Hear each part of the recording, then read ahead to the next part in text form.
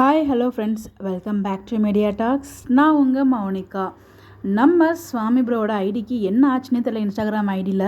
So ரீசெண்டாக தாங்க நான் கூட சொல்லியிருந்தேன். ஸோ இப்போலாம் நம்ம சுவாமி ப்ரோ வந்து நிறைய அப்டேட்ஸ் கொடுத்துட்ருக்காரு இன்ஸ்டாகிராமில் அப்படின்னு சொல்லிட்டு. ஸோ உண்மையிலே வந்து கண்ணு பட்டுடுச்சுன்னு நினைக்கிறேன். அவரோட ஐடியில் வந்து பார்த்திங்கன்னா எந்த அப்டேட்டுமே இல்லை. ஸோ அந்த கீழே 3 விதமாக பிரிச்சுப்பாங்களே, செக்ரிகேஷன். அவர் போடுற அப்டேட், அதுக்கப்புறம் வந்து ஃபாலோவர்ஸ் ஃபேன்ஸ் எல்லோரும் வந்து ஷேர் பண்ணுற அப்டேட்ஸ் எல்லாமே வந்து பார்த்திங்கன்னா ஷேர் ஆகும் இல்லையா.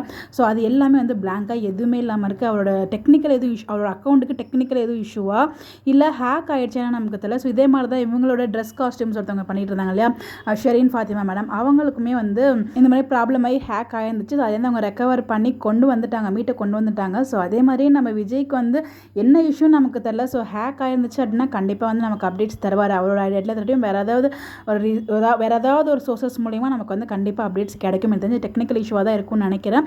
ஸோ தெரில என்னவாக இருக்கும் அப்படின்னு சொல்லிட்டு வெயிட் பண்ணி பார்ப்போம், என்ன நடக்குது, என்ன நடந்துகிட்ருக்கு அப்படின்னு சொல்லிட்டு.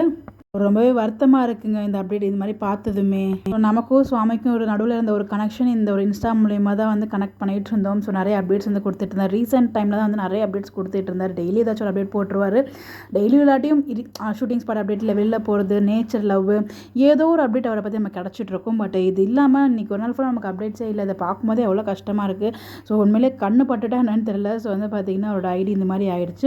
ஸோ ஷார்ட் டைம் அவ்வளோ அப்டேட்ஸ் ரொம்ப ரொம்ப கம்மியாக தான் வந்து போஸ்ட்டுமே போட்டிருக்காரு. ஜஸ்ட் 182 போஸ்ட்லேயே 256K ஃபாலோவர்ஸ் வந்து வச்சுருக்காரு.